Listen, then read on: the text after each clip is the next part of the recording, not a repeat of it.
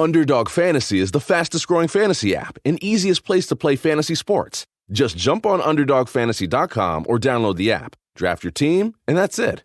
And if drafts aren't your thing, they also have a pick'em game where you can win 20 times your money in a single night. Use promo code RADIO, and Underdog will double your first deposit when you sign up with up to $100 in bonus cash. Deposit $100, get $100 free. That's promo code RADIO. Terms and conditions apply.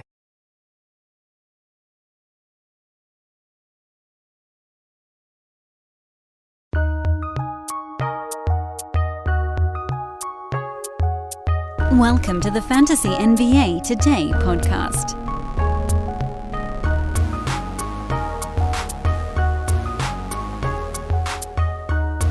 What a mess we have for all of you on this Friday weekend edition of Fantasy NBA Today, because it's the Oklahoma City Thunder on tap. Oh, no.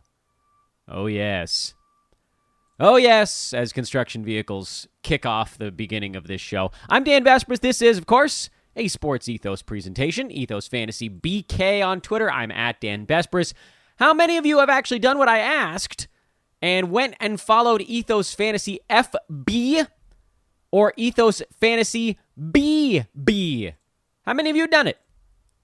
Anybody? Hands up. You got to do it, man. I'm going to keep asking.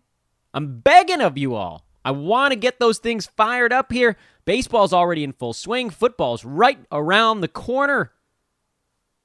Football season starts in like 2 months, I think.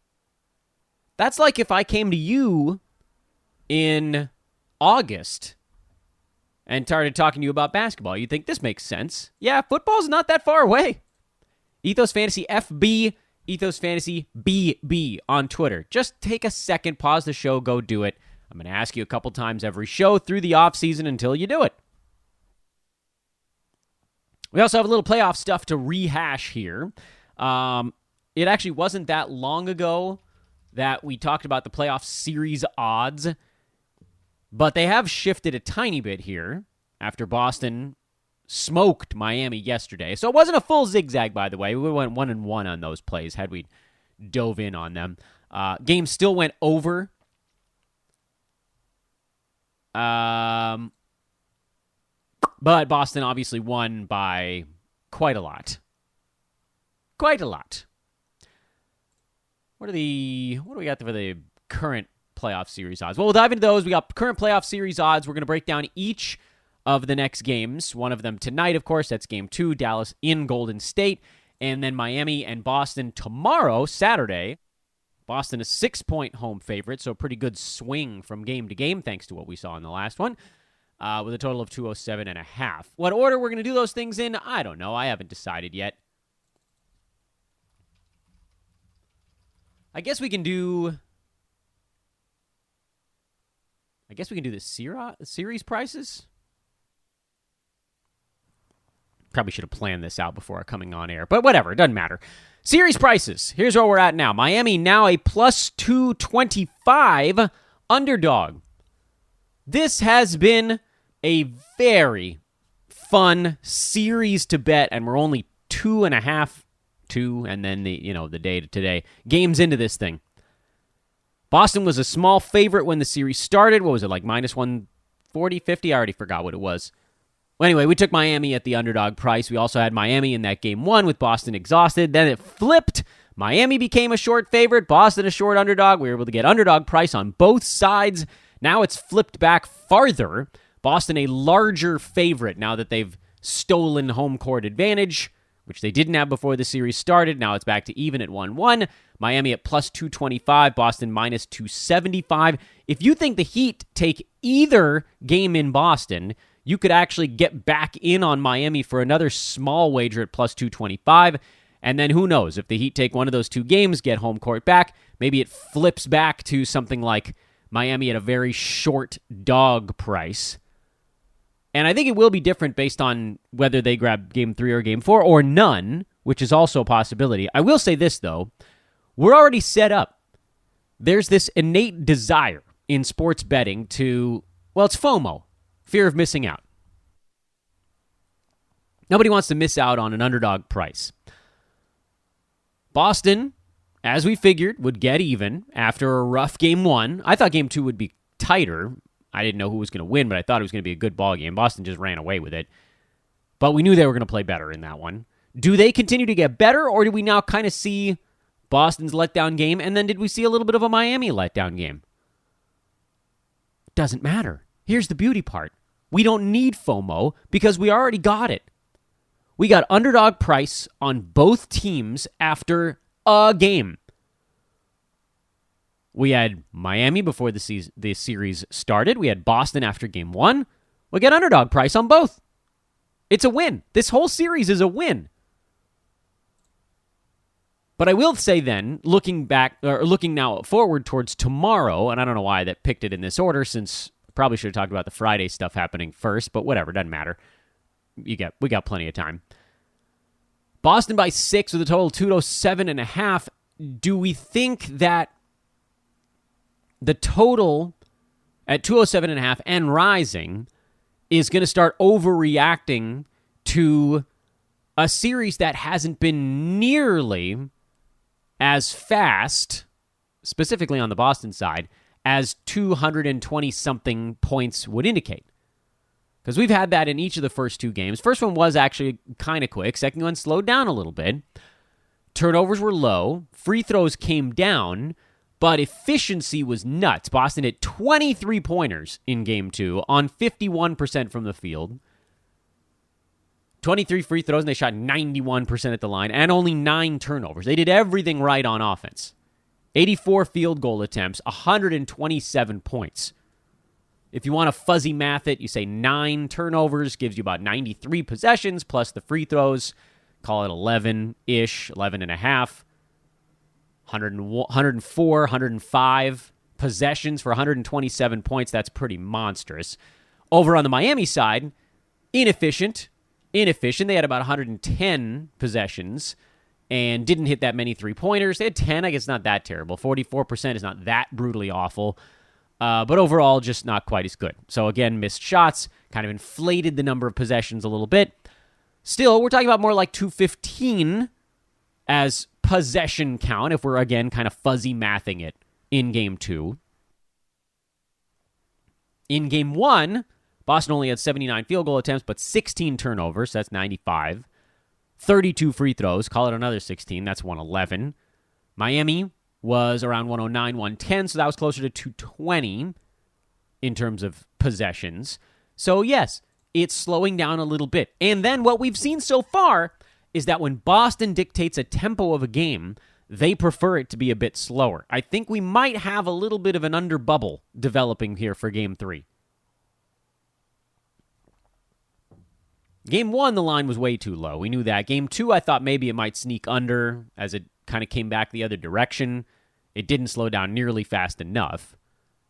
And at some point, we're going to have a game where the teams make their adjustment and defense wins out. It feels like that's this one. Side, I have no idea. None. I'm not even going to venture a guess on the side. The other series, Warriors minus 445 after being up a game to nothing on Dallas at plus 330. What we saw in game one, Warriors were a 5 to 5.5 point favorite. They won by $1 million. Sorry, it wasn't $1 million. It was 25. Still pretty good size win. Total was 216.5. Finished at 216.5 in that ballgame. It went under because Dallas couldn't hit a shot. Some of the advanced metrics on game one tell a different story. And that story is, for one, Golden State was very, very good. They were, again, if we're going to do the fuzzy math game, they had about 105 possessions, 112 points. Turnovers were too high. Free throws were very low. So that covered for the fact that they shot really, really well. It didn't go soaring over the expected mark on the Golden State side. They only outscored what they were expected to by like 5 or 6 points. And then on the Dallas side, way under the expected mark. They had about 110 looks, but shot 36%, 67% at the free throw line. I mean, it was all bad. Got badly out-rebounded in that ballgame, but that'll happen when you don't have that many defensive rebounds. Also of note, Dallas had about, I think it was 40-something three-point attempts in game one. I don't have that number right in front of me. They made 11 of them. 40, something like 90 to 95% of their three-point looks were open, and they just couldn't hit them. Other than Spencer Dinwiddie and sort of Reggie Bullock, everybody else was quite bad. Jalen Brunson had a bad ball game. Kleba only hit one. Dorian Finney-Smith only hit one of his three-point tries. And even the guys that hit him could have hit him at a better clip. They shot 36%. I mean, I don't think we need to go a whole lot farther than that. So I would say the expectation here is that, first of all, if you, again, play the fuzzy math game, Dallas had about 110 possessions. Warriors had about 105, so it's about around 215, which is pretty close to where the total was in that ball game. And it's come down, not surprisingly, because of how poorly Dallas shot the ball in Game 1. Total's come down. Opened at 214, and it's down a little bit off of that. I will say, I think I've said that a couple times on the pod, one other note on this game is that the Warriors blew out Dallas in Game 1, but the side only moved by about a point. Warriors opened at 6.5-point favorites. It's actually come down a little bit to 6 in a lot of places, still hovering at 6.5 in others. I think that reflects odds makers saying, we really don't believe in Game 1. We think we're going to see more Warriors money here in Game 2 because of how badly they beat the Mavs in the first one. But we also know that if we inflate this number much more, we're going to get crushed with big bets on the Mavs. Just get crushed. And then as the total goes, yeah, we had to bring it down a little bit because we saw the last one go way under. But if the Mavs had any kind of offensive efficiency, the ballgame actually would have gone over. I mean, the Warriors scored what they needed to get that game to the posted total. Can they do it again? Dallas did a pretty good job of slowing the ball game down, and they're going to continue to do that. I don't love the over as much as I might if this number was down a little bit further, but I do think that it's creeping that direction. I think right now that you're looking at a number that's probably relatively close. Lean to the over. Lean to the Mavericks to have a nice bounce-back performance here in Game 2, which I know is kind of the same thing we talked about with the last Game 2. I think that these games, when you see blowouts, things of that note, lines tend to be pushed a bit farther than they should be. You see a team win by a ton, the side moves in their direction. You see a game go over or under by a ton, the total moves in that direction.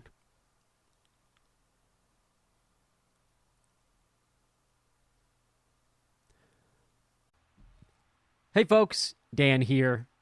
And a reminder, if you look for it, every day is a cause for celebration. You can celebrate a friend for their promotion, their wedding, they had a baby, or some, life thing. You can celebrate yourself for getting your back to finally crack. It's no easy feat, especially if you got an old back. Or maybe you just want to celebrate living in the year 2022 where you can get beer, wine, and spirits delivered from Drizzly in under 60 minutes without leaving your couch. Right now, Drizzly is giving all new customers $5 off their first order with code FAST5. So download the Drizzly app or go to drizzly.com. That's DRIZLY.com. And use the promo code FAST5 for $5 off your first order. It's the #1 app for alcohol delivery. $5 off your first order. FAST5, the promo code FAST5 at checkout. Go to drizzly.com or download the app today. Enjoy the convenience of beer, wine, and spirits straight to your door in under 60 minutes.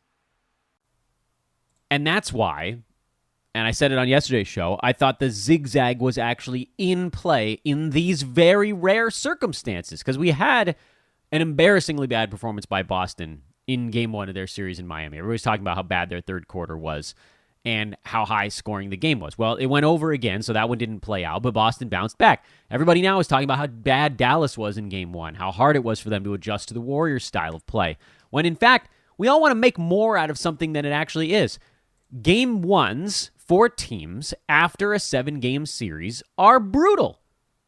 It's almost always the case. I can't say always because nothing is 100% in betting in life. But it's almost always the case. And we want to pin it on a million things. Dallas missed their open shots. Yes. Why?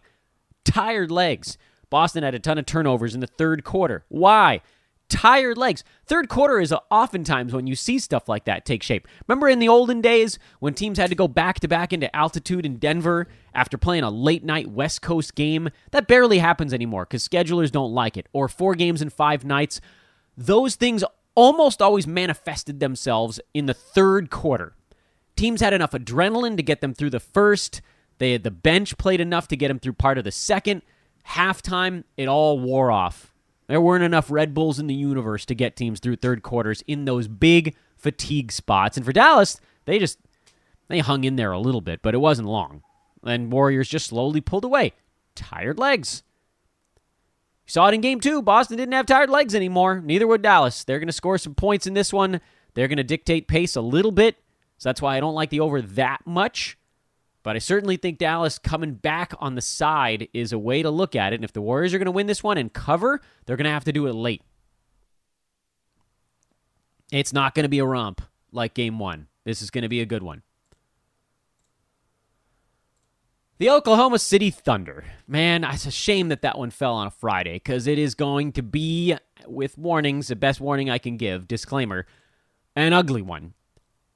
Because the Thunder were in strict tank mode, and there's no clear path out of it. The only paths they had out of Thunder mode were with guys that they ultimately traded away. Rehab projects, show teams that veterans still had stuff left in the tank, ship them off for stuff. Thunder have all the stuff in the universe, including a number 2 pick in this upcoming draft. I think they also have a pick in the teens in this upcoming draft. I really have no idea what they're going to do because the Thunder had one of the longest lists of players who actually saw time when they were on the court this year. Like, a lot of teams, what's the number here? Thunder had 12, 16. They had 20 players that finished the team that actually, or most recently played a game with Oklahoma City. I'm not digging in too much on whether or not a guy got moved mid-season. I think they did have 1 or 2 guys that kind of went in and out sort of deal. But like that number is not that crazy. If you look at Cleveland, they had 18 players this year. Brooklyn only, believe it or not, had 15 guys that finished the year on the Nets where their last game was in Brooklyn. New York had 17.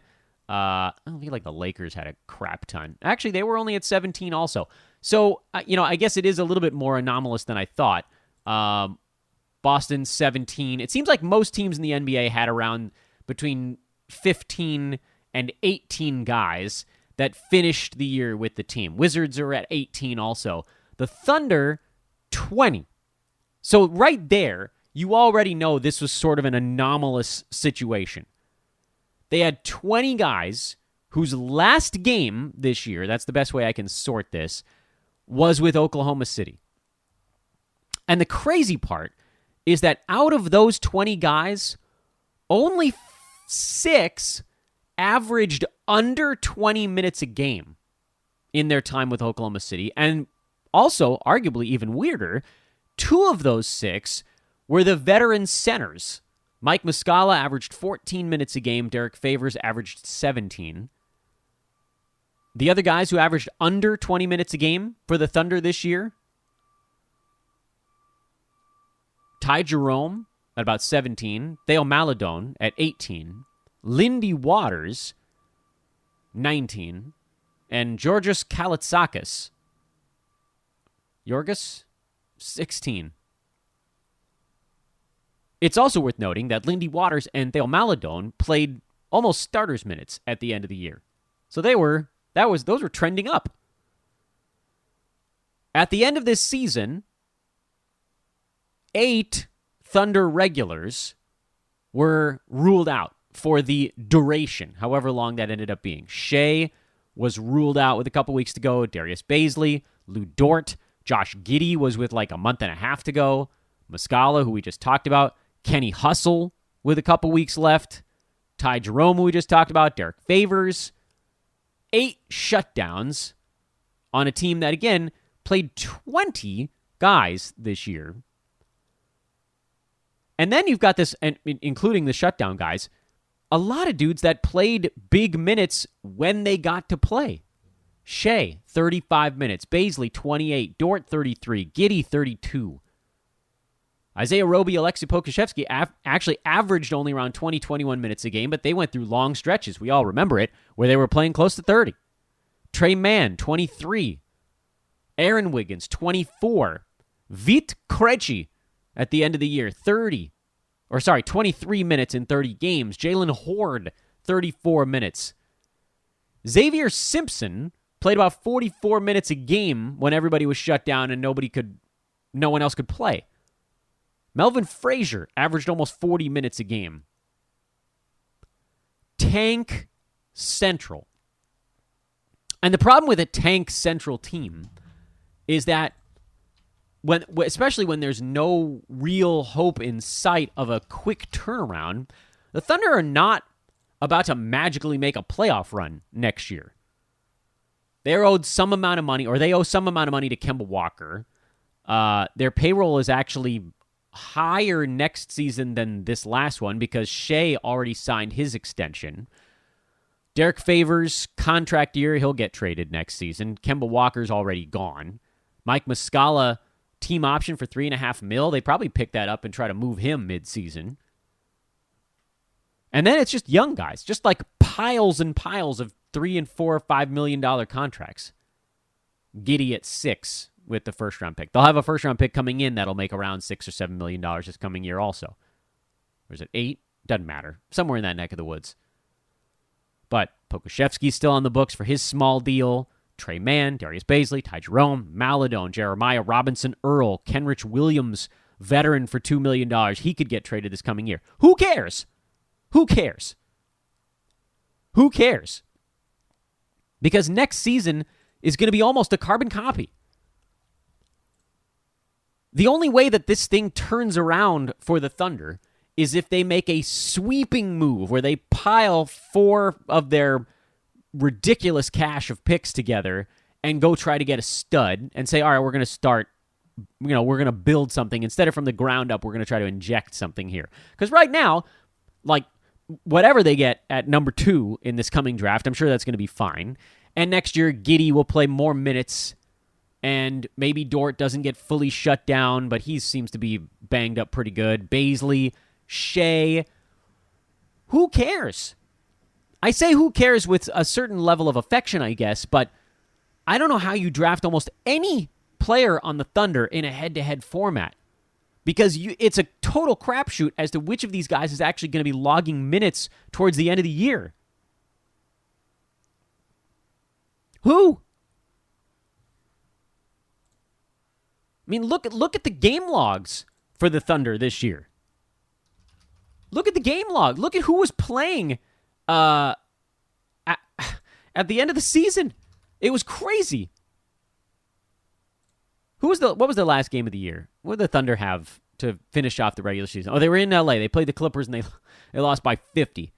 Good ball game. I'm glad we all got to see it. Blah. Oh my Lord. Like that's terrible basketball. Thunder actually won the second quarter in that game in kind of a weird little footnote. But Kalaitzakis played all 48 minutes of that game. Georgios Kalaitzakis. Have you, yeah. Who we just talked about? Javier Simpson? Is that right? I don't know. I already forgot his last name. I don't know. Doesn't matter.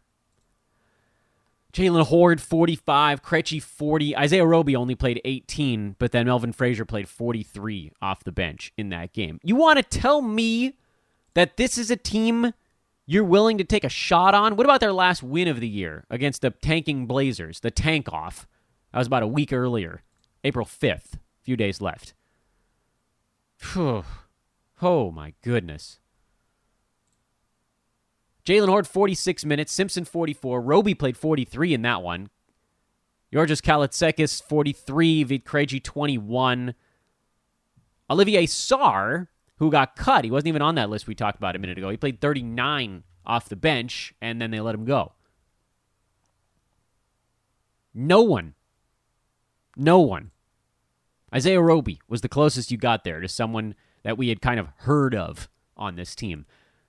They're not play-in ready next year without a big adjustment. Shea will probably get overdrafted, despite the rough year. Now, in a Roto league, you could look at it. You could say, okay, well, let's actually take a look at this. His per-game ranking was solid. He was a third-rounder per game, 24.5 points per game, 5 boards, 6 assists, 1.3 steals, 0.8 blocks, good free throw, or decent free throw. Not great, but decent. 1.5 3-pointers. Like, he did the across-the-board stuff that was useful.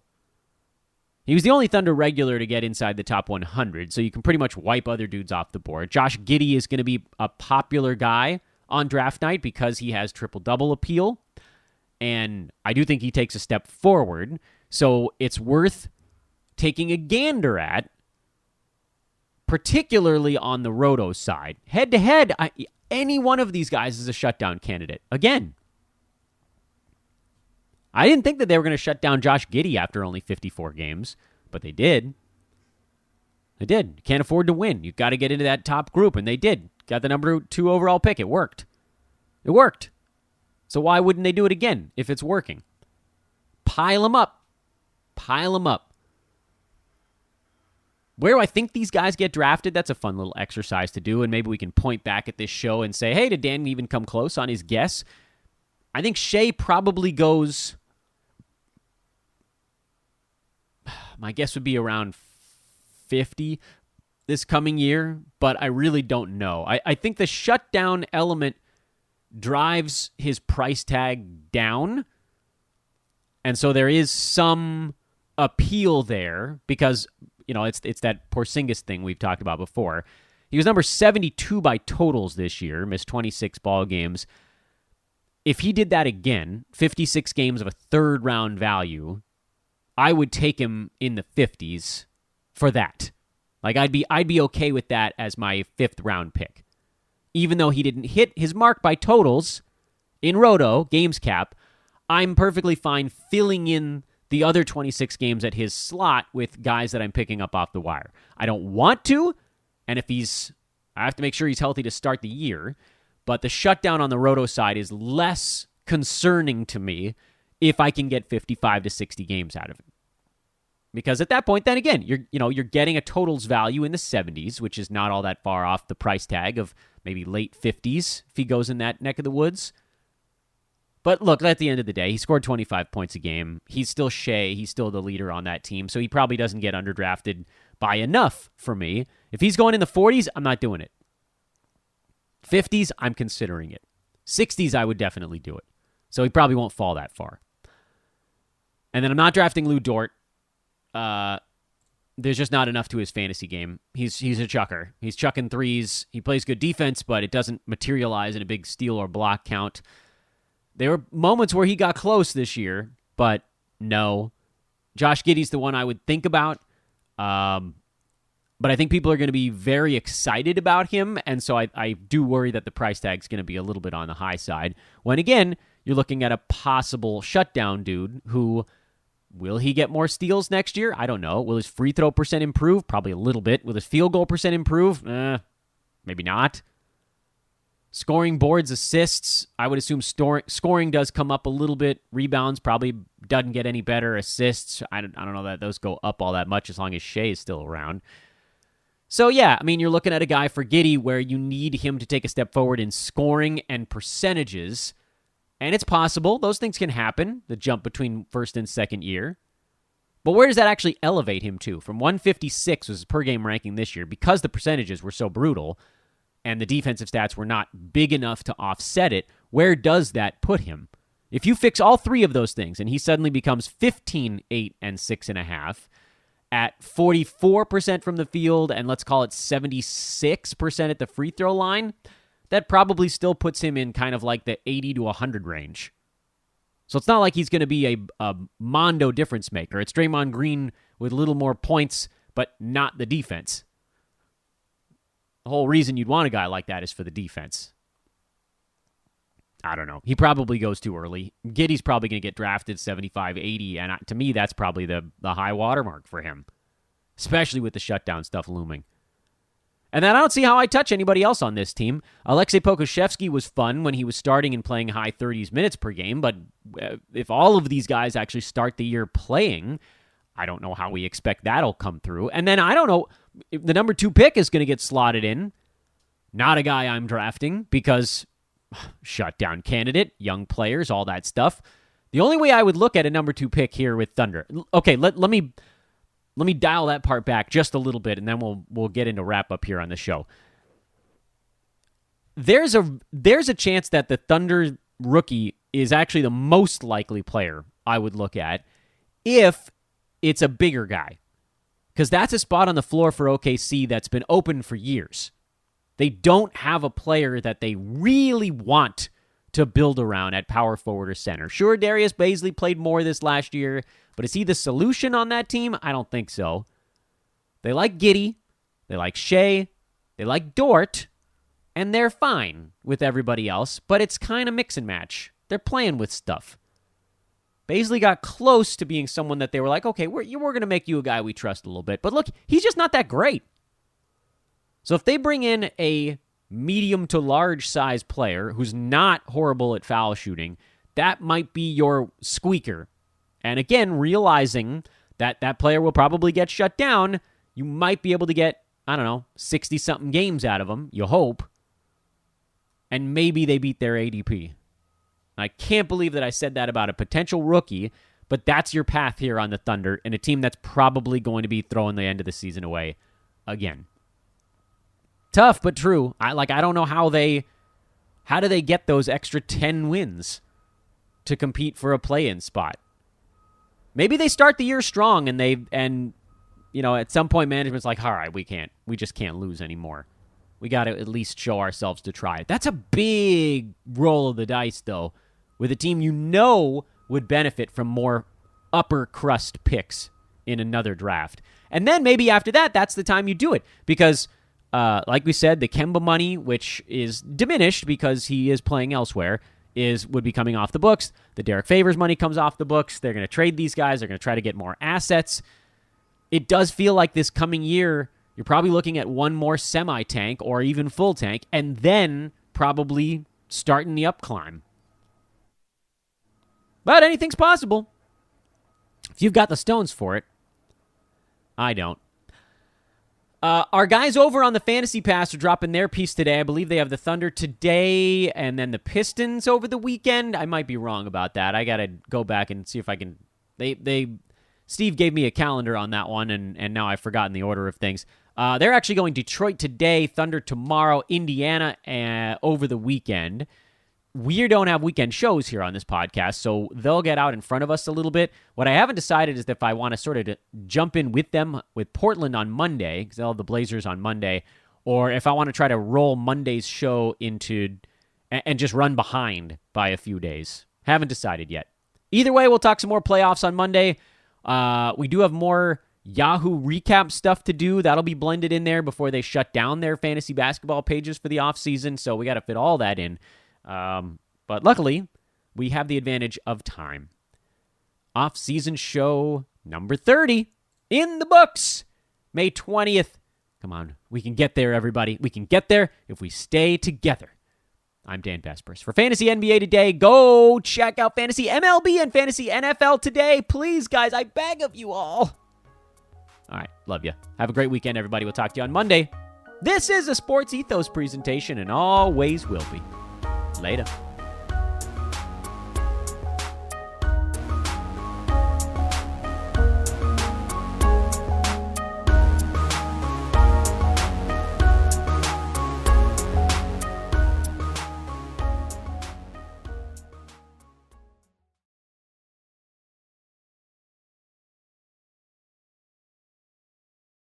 Underdog Fantasy is the fastest-growing fantasy app and easiest place to play fantasy sports. Just jump on UnderdogFantasy.com or download the app, draft your team, and that's it. And if drafts aren't your thing, they also have a pick'em game where you can win 20 times your money in a single night. Use promo code RADIO, and Underdog will double your first deposit when you sign up with up to $100 in bonus cash. Deposit $100, get $100 free. That's promo code RADIO. Terms and conditions apply.